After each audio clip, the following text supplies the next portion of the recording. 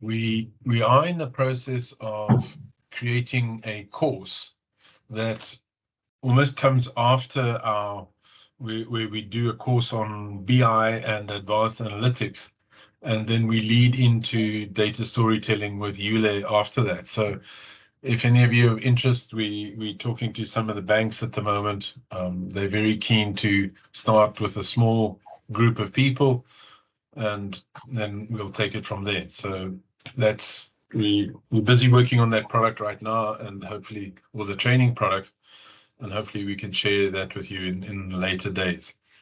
Thanks, Yule. Over to you. Thanks, Howard. And I just wanted to add just a bit of a, a bit of a background. I'm not going to do an intensive recap on what we've looked at, but the webinars are available, right, Debbie? So, and just contact Debbie to get a hold of those. But we basically looked at general and emotional relevance, how to make that the foundation of your concept of your story, and how storytelling works with the brain's processes. So the brain is able to take in whatever information that you're bringing quicker in that way. And just a bit of a story, I was down in Zambia shooting brand campaign videos. So they had another production company shoot the videos for them, and how they, I won't say what client it was, but how they shot the videos, how they previously shot the videos is they just shot people from the business just doing straight interviews, like speaking about the part that they had to play within in the field. So what I did when I got in, I added the twist. So I followed them from their prep in the morning and the reason behind why they do what they do, and even just the treatment that I gave to the executives on that level already started to speak to everybody, and everyone was like, okay, cool, this is giving the reason behind, and they love the idea, and they're like, please go shoot. So I'm going to shoot in different countries just by adding a personal perspective, and really that's what storytelling is about. It's about adding personal perspectives. So without further ado, I'm going to start. And this, I'm so excited about this because today we're looking at plot structure, and I absolutely love plot structure and what plot structure is about. So plot. So after selecting your universal themes and establishing relatable characters, the next step involves integrating these elements into a wider context of your story. And so think of these universal themes and relatable stories and characters that we spoke about last week as the structural foundation. So it's the bones of your story. And nobody just wants to eat bones, right? Unless you're looking for collagen, but it's really not what we're going for. And after that foundation is done, the themes and the relatable character, it's essential to infuse substance into your story. And the substance I'm speaking about is the meat, and it brings depth, and it brings richness, and it brings an overall storytelling experience. The meat of your story will bring about more of a cognitive understanding that will give that life to the numbers and to the data. It'll keep people interested and make it exciting. The meat delves into technical aspects like addressing questions like, how do you begin your narrative? Where do you start? Okay, after you've got those themes, what unfolds in the middle, shaping the progression of your story, and how does your story ultimately come to a conclusion? And the exploration of structural elements are what define the beginning, the middle, and the end of your story. So basically, we are just exploring those elements further in the plot. And this development is known as the plot. A plot is the way the sequence and the events are structured within your story, the way they progress, the way they unfold, and really it's the blueprint that guides the storytelling journey from inception to conclusion. Um, so that's a plot. So the plot now, it centers around the protagonist, which I spoke about, the protagonist's challenge, conflict, or goal. It could be the goal is to steward the finances in the household, and then everything will revolve around that. It could also revolve around the actual challenge. The challenge I spoke about last week. Daughter has to go to a public hospital because finances were mismanaged, and now they've lost medical aid. And so then the plot revolves around that point. So developing a plot is more for a made up fictional story, but here's the benefit. It'll benefit you if your main structure of your story is around a personal story, already existing story, or a true story, because that's what people relate to. And that's where they form their deeper connection. So have you ever seen in Hollywood? So what Hollywood does is they'll use a film, this concept, and it says based on a true story. And when you hear based on this true story, your mind immediately places weight on the story. And it's like, oh, this is true. And then the rest of it, you're unfolding it. The rest of it, you're unfolding the plot with fictional elements. But the fictional elements seamlessly blend with what is true. And but the audience automatically views the entire story as real. So it really gives you an investment with the story. Okay, so in the plot progression, the main obstacle, the conflict, is presented in the movie. And then the rest of the movie is about finding a solution to that obstacle, finding a solution to that challenge. And then other obstacles arise because of solutions that don't actually pan out. And then problem solution, problem solution, problem solution, until eventually the end you find a great solution. And this type of structure works very well. So if you think about a narrative that involves around overcoming against all odds, right? A motivational story of victory that you want to give your employees. Um, Here's one. So despite being told that he was too short for basketball and too small, Steph Curry continued through the various obstacles that he faced. And when his preferred team didn't take him in, they didn't select him, he still dedicated himself and he still practiced. He dedicated himself to the team that chose him. And his resilience paid off because today he stands as an award-winning champion with a remarkable record. And he's got 9 All-Star appearances, 2 MVP titles, and 4 NBA championships. So it's the orphan who overcomes poverty and crime and graduates cum laude. So you can actually put these stories in different categories. And the thing is, people generally don't like to speak about challenges or address conflicts. And sometimes those challenges and conflicts that people don't speak about in your business become the elephant in the room. And the data insights usually reveal what these challenges are, or if there's an elephant in the room. For example, what we spoke about last week with Howard, lack of data governance. We all know that, and the plot would speak around the lack of data governance, and it is the elephant in the room because nobody wants to speak about it, but we all know it's there, and it has to be addressed at some point if the business is going to advance. It could be what the insights is showing, COVID, the fact that schooling system has changed. People are no longer going to traditional schools. Online schooling is on the rise. You see, in the movie, the protagonist looks at different solutions to fix his or her obstacles. And then she reaches a climax. Whoever reaches a climax where they can fail to resolve the problem. So this brings us to stories of failure. So stories of failure are not necessarily a bad thing because lessons can be learned from that. When we were kids, they used to tell us scary stories so we just wouldn't do naughty things. I remember one day my kids begged me to watch the movie Pinocchio. And in this one part, there was this boy. It was a strange movie, but there was this boy inviting Pinocchio to run away with him because there was a man coming to take all the children to a fun place where they would never, ever have to listen to parents again or follow parents' rules.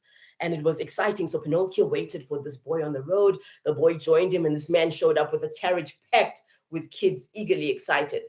And he took them to this place that was an amusement park, you know?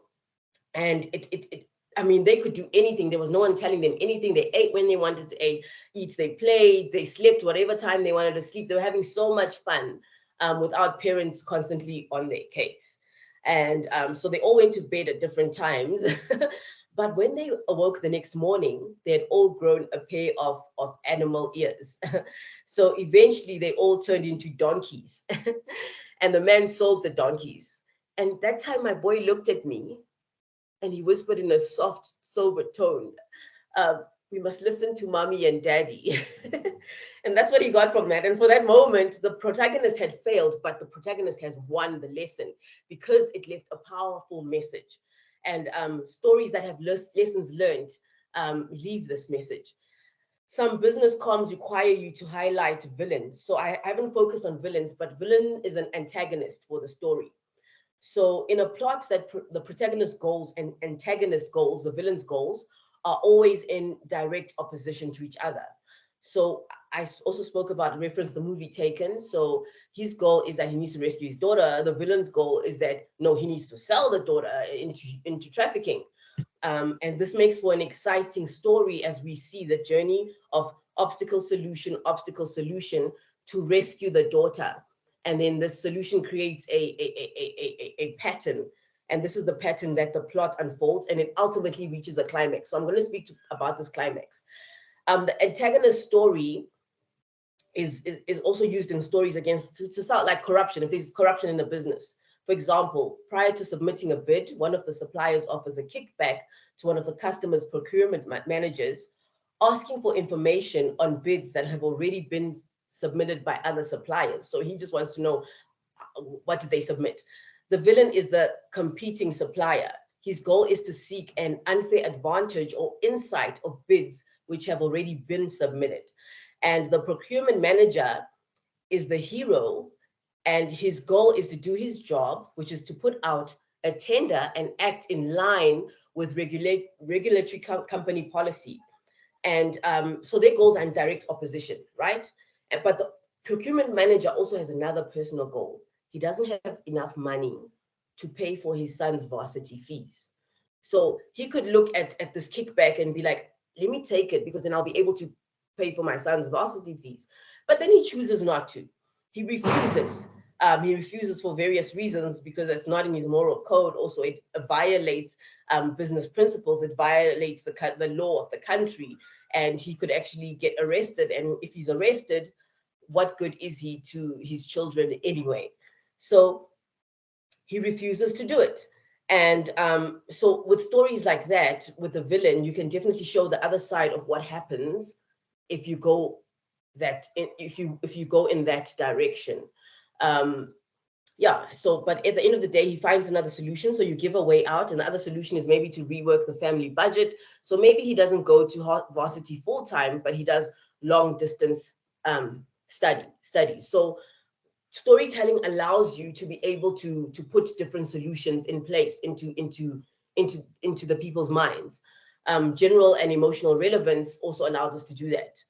Um, and also we look at themes. So what is the theme in my procurement story is I used family. Family is the fact that his son needs to go to varsity. And the reason I chose family is because maybe the people I'm addressing to are over all in their 40s and over, and they all have mortgages, they all have kids.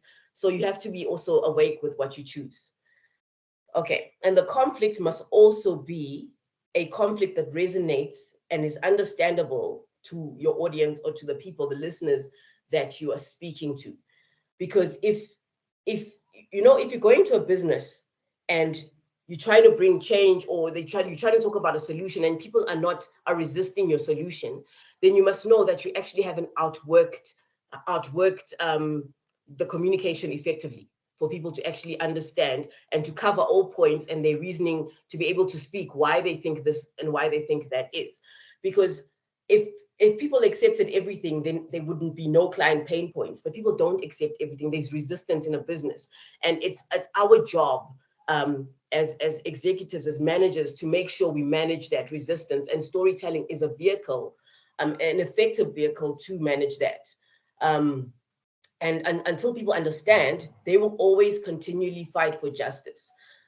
Because that's just how people are. They think they misunderstood. They will never run with your idea. They will do it as though it's okay. It's something, but they'll never put effort into it. Yeah. And remember, also people relate to the protagonist. So when the protagonist is fulfilled in your story, your listeners will be fulfilled. Bring the solution through the story, through the plot. Okay. So now plot structure. So you first get your Sorry, you there? exposition. Yes. Sorry, Yulik, could I ask you a couple of questions before you Yes, go please. further? Um, Yes. so last week we discussed the idea of doing that data quality assessment, and in that we arrived with all sorts of challenges on data governance and not being able to do something. And Yes. whilst you were talking now, I I remembered this, and I'm sure there are a few of you in the audience that have studied what we call, this is uh, Dr. Edward Deming. And how interesting this is that Edward Deming actually was born in the 1900, and Okay. he sort of died 19 I can't remember, 1993. So he was almost one of the founders, and he was one of those that was sent to Japan to help them improve or build up their industries, their motor vehicle industries. And what he spoke about was this idea of total quality management. So this is in the late 40s, 50s, and he was discussing these issues that he said basically there are 14 issues that impact people's approach Mm, to quality. And these are the things that, and he said you have to take care of it. And whenever I read them out in the data quality course, I always feel quite sad because we're still doing the same things. mm, We still trying to do certain things. So here are 14 different issues, and an example on one is he says, eliminate quotas on the factory floor, meaning if you are constantly, this is speed over accuracy. So what they're basically saying is, if we keep on trying to push our people to work faster and not better, they just don't have time to do things properly, and the quality drops because of the way people behave, or they demand that they behave in a certain thing. Also, things like drive out fear, mm, um, get the right leadership. All these things that he talks about, we know actively, if we don't have the right leadership in data quality, if the execs are willing to look at dashboards that are wrong and they don't do anything about them, then we got no leadership when it comes to quality. So that lots of the people that we interacting with, they don't recognize that they need to pay attention to data quality. Now, so here are my sort of 14 aspects of I think you're saying is almost, there's these antagonists that are driving for more efficiency, but efficiency over quality. They just want the job mm, done, and they don't have the right leadership and things like that. So when we build and when we present our findings on data quality, um, I'm assuming the story that what we're trying to do is almost look for things like this that you can bring in to the actual story to relate to people. And remember, we had the story of a family with their budget and having their kid to go to school. Um, so can you think of ways in which I would use some of this to tell the story I'm hoping I'm explaining it properly. Um, yes, no, this is actually excellent, Howard. I think these 14 points are something that people can see and something that people can work towards because they're written, and something that you can put images to. And actually, each point is a different story that could be yeah. told for people to focus on them. And also, I remember this. I just thought of, just when looking at these points, I just remember this one company where they had HR actually woke up and threatened to slap one of the employees, and that was HR. And she was put in leadership, but she was also quite aggressive in her Right. approach. And I remember how employees were like, no, they're just waiting for the check at month end, and no one was actually, they didn't want to report it, no one, but the work ethic was already out the window because of leadership, and because the whole space was governed by fear. And because the whole space was governed by fear, nobody could trust anyone. And really, it stifled the business. So these points, if they're not dealt with in the long run, a business can't, they will only reach a certain point, even if they think they're excelling, but they'll never ever past that point. Because they're looking at it, in a linear way. But this is very important. And these 14, like that Maslow pyramid that I showed you last week, where you can sort of identify people's behaviors. This is very good in that he's done the work to show us what those pain points for employees are. And so it's actually amazing. It's actually quite a good ground to start from. Yeah, it's great. So help me just in terms of when I'm designing the story. Yes. And of course we know from experience, I'm sure people like Connie and that have been there for a long time, they all battle with these type of challenges. So we've got the common 14 problems, and I'm sure Mr. Yes. Deming saw them. Now, when we put together an analysis, and when we start telling the story to the people, I'm assuming that we are, first of all, as you said, you've got that general relevance, and then you've got those different things, and then now it's about almost choosing the things that almost the root causes of the problem we found, and then relate them to these type of issues. So if yes, so I mean, if I look at point 4, stop awarding business on price, right? So let's say your main issue is in the business. Your main issue could be, let's stick with the last week one. Your main issue is lack of data governance, right? So you could actually start by going through who are the people in the business, first of all. What are their interests? Then you start, which points speak to them. And then I would do sort of a survey around data governance itself, if procedures are being followed, or if there's no understanding of procedures. I wouldn't put a name on it. I'll just like anonymous. Let's talk about, do you understand the procedures? Are you implementing the procedures? If not, why? And then I think some of these things would actually come out of there. If you know what I mean. And or if you haven't identified a issue, but you know there's an issue, you could also start off with these 14 before you've actually identified what the challenge is. If you know that this is what's happening within that business. Because all these things, I mean, if there's fear, there's always a negativity that comes. There's never not negativity. So he's absolutely right. Wherever there's fear, there's a certain thing that will happen. Wherever there's if you're awarding business on price, then there's most of these things that I'm reading seem as though they're proven. So know that this is what you'll get. So you can already start with these stories before you've actually pinpointed the challenge. And the first thing, obviously, when you're looking at is who are the listeners, and then you'll find your general relevance from who the listeners are. And then so if we come back to our story from last week, where we're talking about the issue around the budget, that because we're not paying attention to budget, and it's in a marriage between business and data management or data governance. So data governance is and so they're not paying attention to the budget, then there's a serious issue, and they don't have money to pay for their child's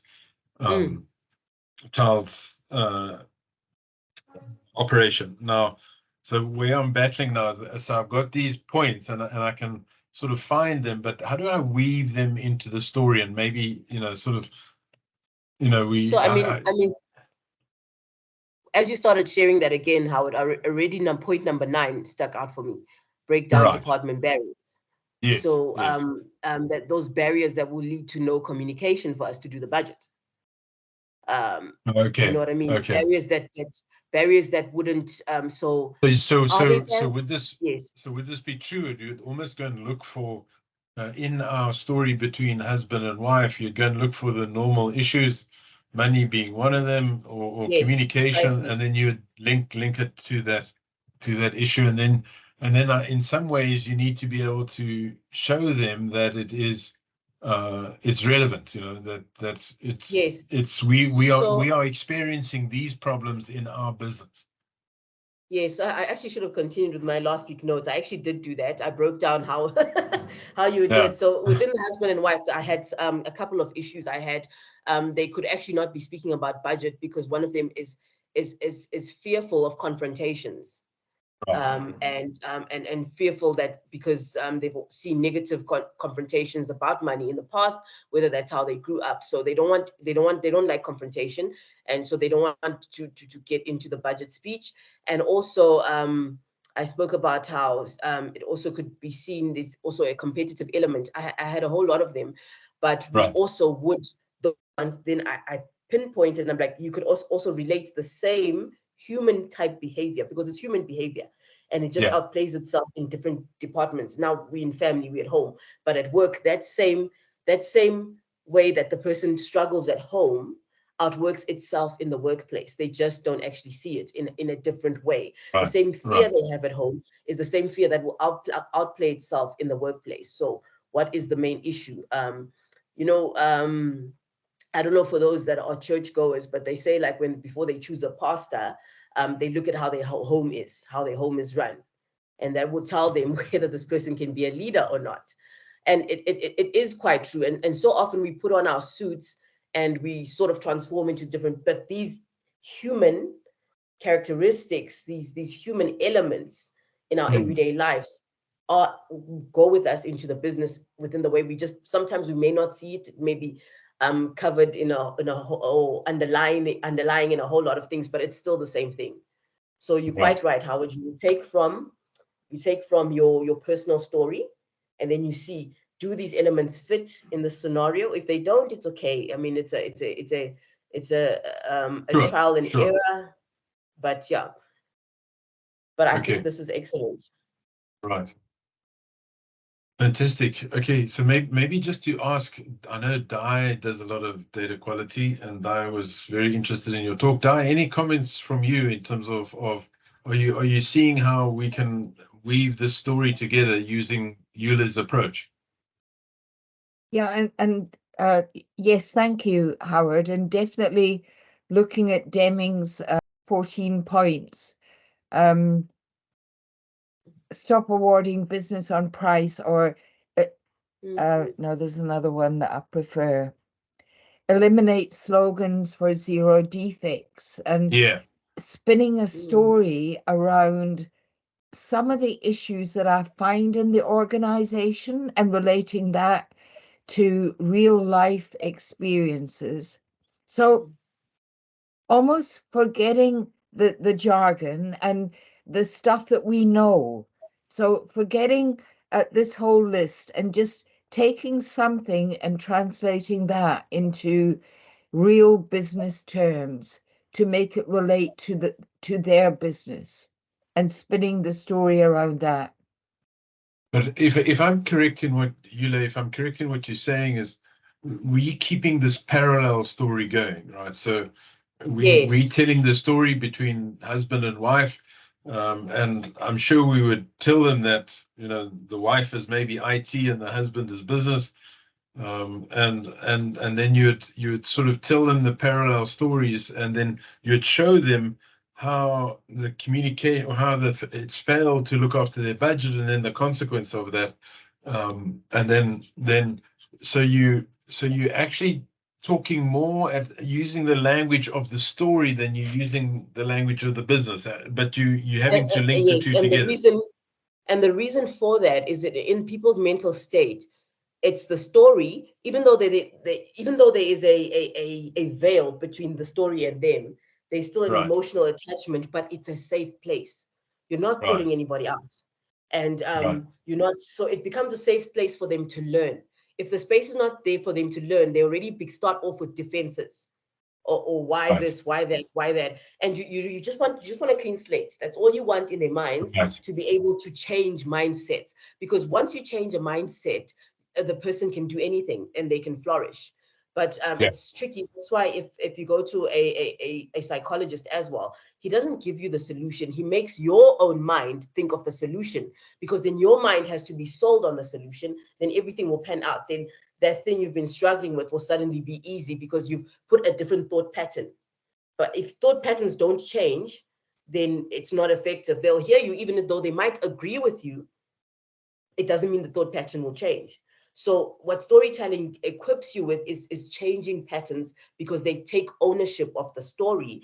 And it's like, oh, okay, the way I viewed that is actually not it. And I'm okay to let that go and stay this way. But the human brain is quite complex. Di, What I is also want, that, does that, Di, did you, Di, just checking in with you, is that, maybe I misinterpreted what you said? Yeah, that's making total sense to me. Yeah, thank you. Okay. Thanks, Yeah. I Howard. just wanted to also just speak about point 12. It says remove barriers of pride in the Yeah. workplace. So I would if I was telling a story and I looked at these points, I actually love these points. I would say why does he say remove barriers of pride in the workplace? What is the outcome of that if there's pride? So uh, what part of that one is it's almost that case of I'm trying to remember that the actual background to this. Uh,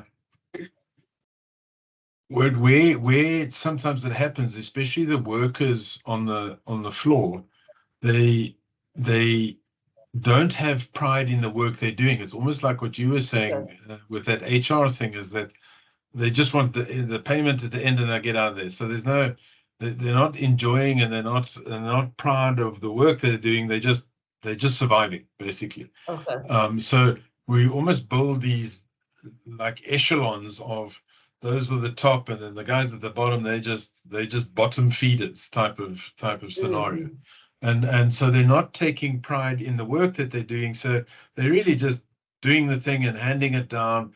And the problem is that what they do impacts everybody downstream of that, because the data is not right. So everybody else is fighting because the data didn't come in correctly in the beginning, because Okay.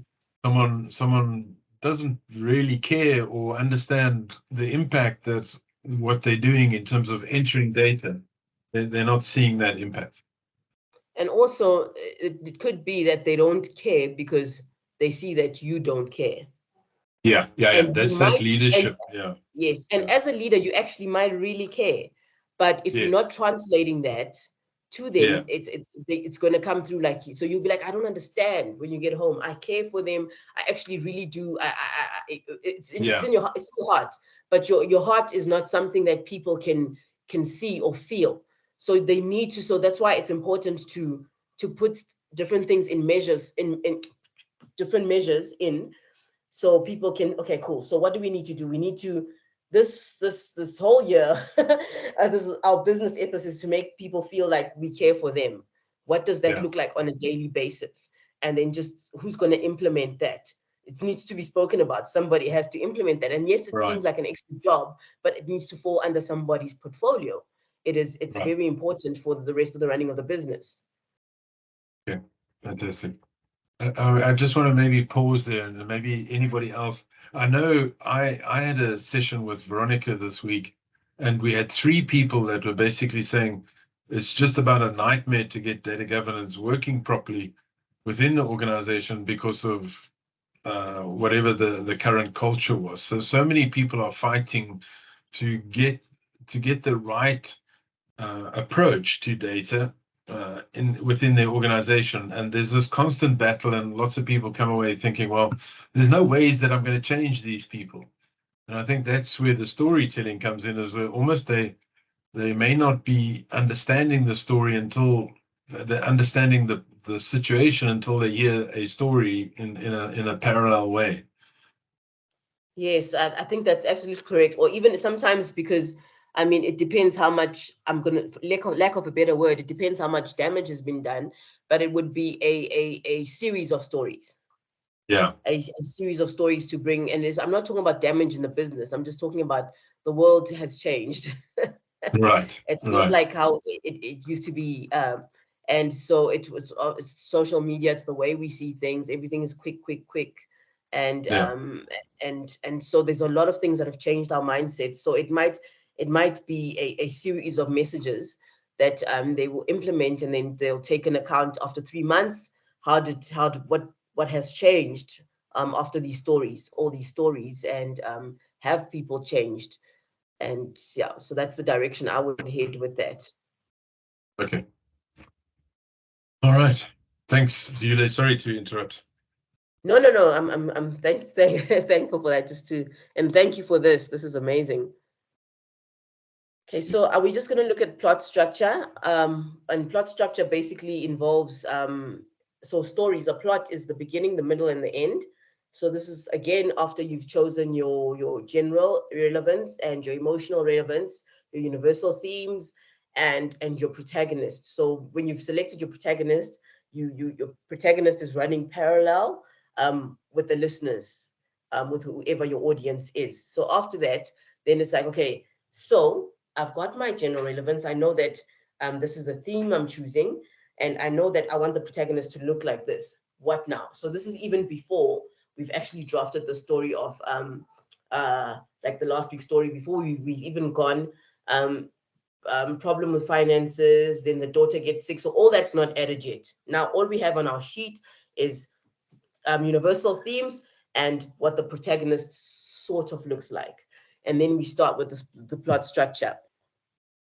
So the plot structure begins with the exposition, and that's the intro that sets the ambiance. It sets who the characters are, who the main character is, and it establishes the setting.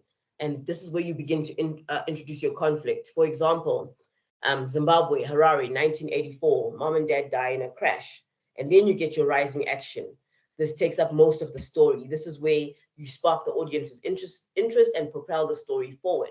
So it's exposition, rising action, where you create suspense and get people involved. So mom and dad died, leaving a will for twin sisters, and now they must fight for the house. The one sister is happy to share; she's the protagonist, but the other sister is the antagonist and wants the house all to herself. So she lies, she steals, and tries to sabotage her sister. The protagonist sister becomes aggravated that all her efforts to connect and with her antagonist sister are wasted. And out of frustration, she also goes and does something silly and begins to behave like the antagonist sister and starts sabotaging, lying, stealing. And then after that, you get your climax. Now, your climax is the highest point of interest when you know something has to happen. And everything changes at your climax of the story. The story must have a climax. So it's the part of the story where the characters are forced to make a life-altering decision, a decision that will determine the outcome of the actual conflict, the outcome of the challenge, and it's the turning point. So in the story, having overcome many each other's obstacles, the sisters' tactics eventually lead them to accidentally burning the house down. And then you get the falling action when the story starts to simmer down. We start gearing down towards a resolution where both sisters are now standing in front of a burnt down house. And in sorrow, they realize that not only have they lost their parents, but they've also lost 40 years of memories in a house that they grew up in. So they sit together and begin to speak about all the memories, and they become nostalgic and joyful. And the antagonist sister confesses that, listen, I actually only wanted the house to myself because our families aren't big enough. And I thought at some point we'd have to kick one of the other out, and I didn't want it to be me. And she was afraid of this, that there wouldn't be enough room. And they have this heart to heart, the two of them, and then comes to the resolution, the conclusion, where the antagonist sister says, you know what, there's enough land here, let's build two separate houses, and let's, out of the rubble from the past, let's build new memories for ourselves and for our kids. It might not be the house, but we don't need the actual house to build more memories. So if we look at a data relevant narrative, the exposition is the first thing you have. You introduce the corporate world of a tech company, its innovative projects, and the main characters. You can choose Alex, a seasoned data analyst, and Max, an ambitious but inexperienced newcomer. The setting is a bustling tech hub, and in 2021, that's the exposition. Rising action. The company faces a data crisis as critical information is compromised due to a cyber attack. Alex and Max discover the breach, realizing that it's linked to a lack of proper cyber security measures. So Alex, the protagonist, aims to collaborate and strengthen security, while Max, the antagonist, seeks personal gain by exploiting the vulnerability of the company right now. So then you move to your climax. The climax, the tension escalates when a major project is on the verge of collapse due to the compromised data. And in a pivotal moment, Alex uncovers Max's deceitful actions, leading to a confrontation. And the climax unfolds as Alex realizes she actually the urgency and makes a bold decision to confront higher management about what is going on and propose a data governance strategy to rectify this problem. And then you come to the falling action, it starts to simmer down. The aftermath reveals that the consequences of the cyber attack on the company's reputation and the collaboration between Max and Alex becomes crucial as they work together to rebuild trust and to rectify the compromised data. And both characters reflect on the impact of their actions. And so characters must always learn and learn valuable lessons about the importance of data integrity. And then you come to your resolution.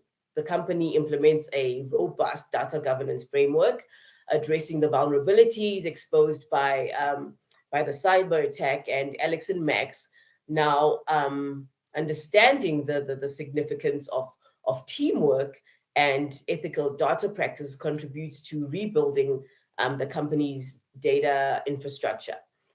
So yeah, and this resolution sees the company not only recovering, but emerging stronger with Alex and Max collaborating together. And so you can see your exposition, rising action, climax, falling action, and your solution. And when you're looking at a character back, I haven't spoken about the protagonist, how the linear story of a protagonist goes, but how it goes is they must change. They cannot be how they start off is how they can't end like that. So they start off scared, unsure, worried, and then in the middle, there's hope and something, and then they must end happy, or if you want the antagonist to end upset, but it must always be evolving, so people understand that we are learning. The character, there's always, the character must grow, people must grow, so you use the story to show character growth. Are there any questions around that exposition, rising action, climax, or is a story we could work so we could just further explore that?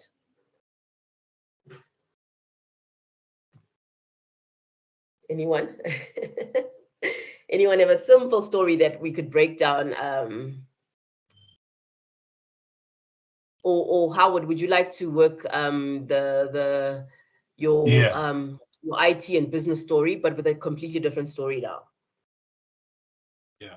So I'm actually Sure. thinking of there's one person on the call, and we've spent a lot of time talking, and she's really battled to get proper data governance in and appropriate structure. And she's fought for many years trying to get the business to see the value of it and buy into it and actually support her in not just, because I think the problem is that because the business didn't see it, they wouldn't fund extra resources. So there was like this department of one that that had to keep on doing all of this work. So you can see over the journey that there's been lots of attempts to fix it and demonstrate it. But it's been hard. It's been a long journey, and lots of times where I suppose the person feels like they would like to leave or whatever it is, but they keep on getting to the next level or finding other opportunities, and then finding a place that one can work from, or a role within the organization that you're more comfortable with, that suits your career and suits your journey in terms of where you want to go. So that's I think lots of us battle with that when we try to convert, when we understand what needs to be done, but the business doesn't always buy into that and see that it's appropriate. And so you're constantly fighting this battle of trying to convince where, and I suppose lots of the business really just see governance as a checklist, and they don't really see it as bringing any benefit. So the smaller the company is, they just, in some cases, don't even want to get involved with it. So Yes. they don't help that growth, or they don't recognize the value that they will get out of it. And I think the question that comes to mind here is why are companies why do they not want to take out budget for what will change long term, and why are they looking short term? Yeah, I suppose most of the times, if that budget's not as easy as, so they're all battling. Everyone's battling. If you think of COVID and stuff like that. Yes, yes.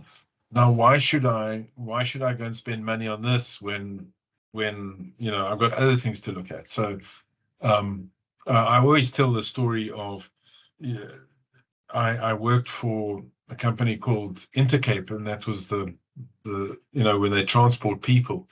Yes. And in talking to the CEO, we spent almost 2 weeks talking, and then he had what's called a town hall where he shared this with all these people, and he said, what we're going to do is we're going to drive this bus from Pretoria to Cape Town with all full of passengers, and we are going to change this bus from when it leaves Pretoria to when it arrives at Cape Town without stopping the business.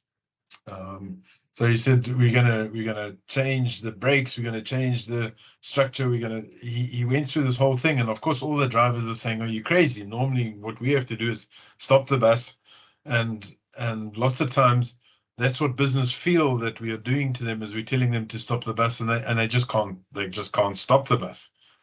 And I think he knew that. He knew that that's what happens.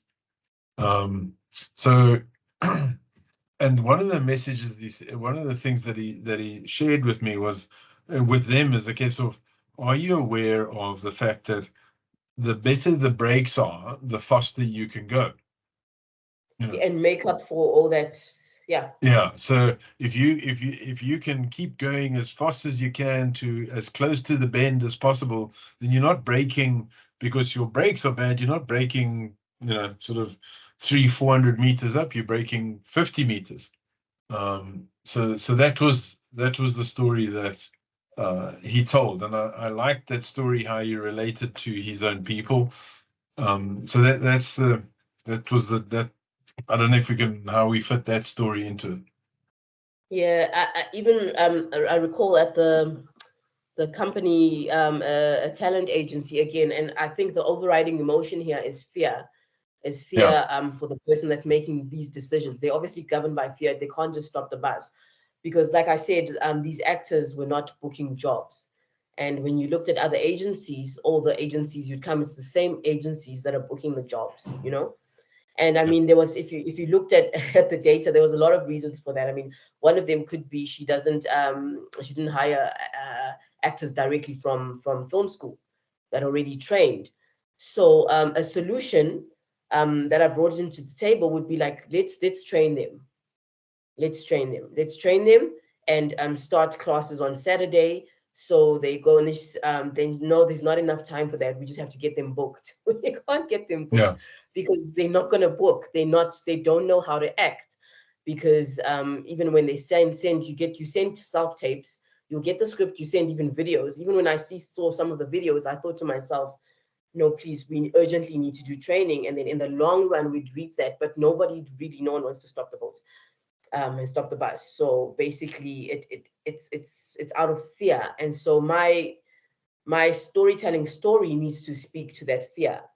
And what are the things that you're fearful of? Losing company money, that it's not going to work. What are some of the things that they could be fearful of? Yeah, so Evelyn brought a message, and I answered her as well. As there's two fears. The one fear is that yes, they can see some of the benefits, but they don't know how to make it work, and they're not sure, whether they can make it work, or it's actually been tried before and it was a failure. And it's actually harder to work with those that have failed before, because now you've got to overcome that negative Yes. experience, and now you got to reintroduce it, but in a different way. So those are a lot of the times, a lot of the business people have never, in some cases, have never done this data governance, data management, data ownership, data stewardship before.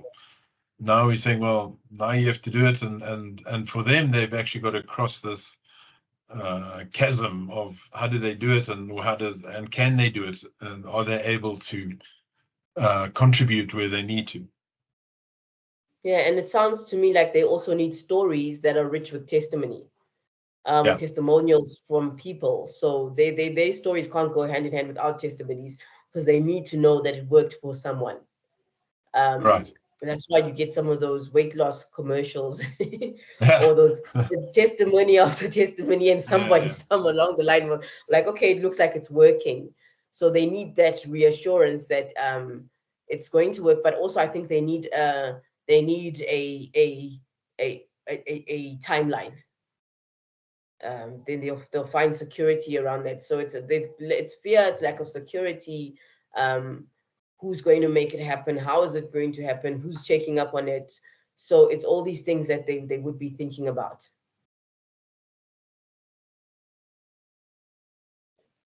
Fantastic.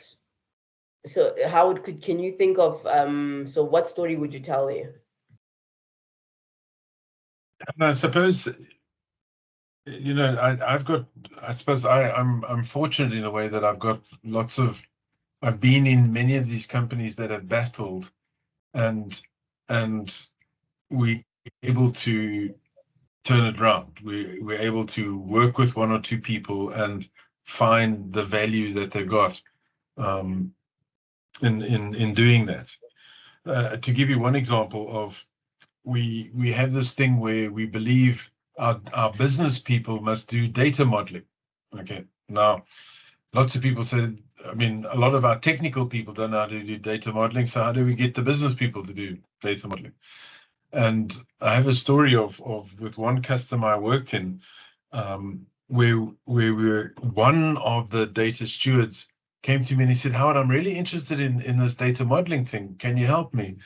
And we were able to teach him, educate him, and he took over this data model, and he owned the data model for his department. And for the first time in my life had I seen data models all over the wall, and people start talking about the data rather than just business processes and getting the job done. Just how quickly can we do it? There was now a view on the data, because one man, first of all, found some interest in it, and then he started to do it, and then he thought, this makes a whole lot of sense.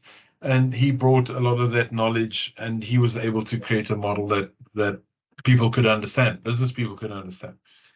So for me, that, so many times I train people to say, data stewards should be able to do the conceptual data model, and everybody laughs at me, mainly because they don't think it's possible. And maybe I can ask a few on the call, like Di and a few of the others who have been around, getting business or thinking that business can't do a data model or can't get involved. I think it's false thinking, and it holds them back. But once you get that success, then the change in that individual was quite something, and the impact that he had on the people around him was also quite meaningful. I keep trying to think if I can relate that to a movie. And there's a movie, I'm trying to grasp, no, but there is one where they have to learn a new skill. Yeah. You know, a new skill to, and is there anything coming to anyone? It's like, because I start off by thinking of real movies where you have to adopt a new skill, or the whole plan fails. Yeah, yeah, yeah. That's exactly, we actually had that on this situation. They had a person that was about to retire, and just all the reporting was in a mess, and we needed to relook at every single report that they'd written. Now, one of the things we do is we create what's called a data estate, or a subject area where we understand all how the data relates to each other. And that was my suggestion to them, because that's how you build data warehouses. And initially it was just like, this is weird. Let's go back to the business processes. So they kept on pulling us back to the process, but we know that that's just contrary to the way that you need to build a warehouse. It's subject oriented, and it's not process oriented. Business applications are process oriented, but not when you build a warehouse that you're going to collect your data in and then integrate all of the data. Yes, So yes, yes. this was quite a story of one individual that saw it, that could recognize the value of it and see how he would put everything together. And he owned that model. Now, anybody else who came into that department had to first of all talk to him before any new idea was put together, or any usage was defined. But maybe I can get some help from Di or anybody on the call. I'm sure you may have this experience. Yeah, thank you, Howard. If I may interject, most definitely, data stewards, subject matter experts, business analysts are the best people to have in a data modeling session. Yeah, They know yeah, the business, they know the yeah, data, and yeah, they can put together a great model and help us or help them, the techies, to put that into a physical model eventually. yeah, And quite frankly, I see the data stewards as the champions. yeah, And so that's what gives us not necessarily the leadership, but the drive to promote data awareness in the organization. And I mean, that's what apart from leadership, we need champions. yeah. And if they can come from the data stewards, and they can encourage the data owners and get that drive so that we get the funding to And promote I think, data. Di, if you remember the story that Yule came up with last week, where that budget between husband and wife, because it's a sensitive issue, it just doesn't get. We just don't pay attention to it, and then when there's a problem, then all hell breaks loose. And it's the same with data. We just don't pay attention to it because of whatever pressure or inadequacies that we have.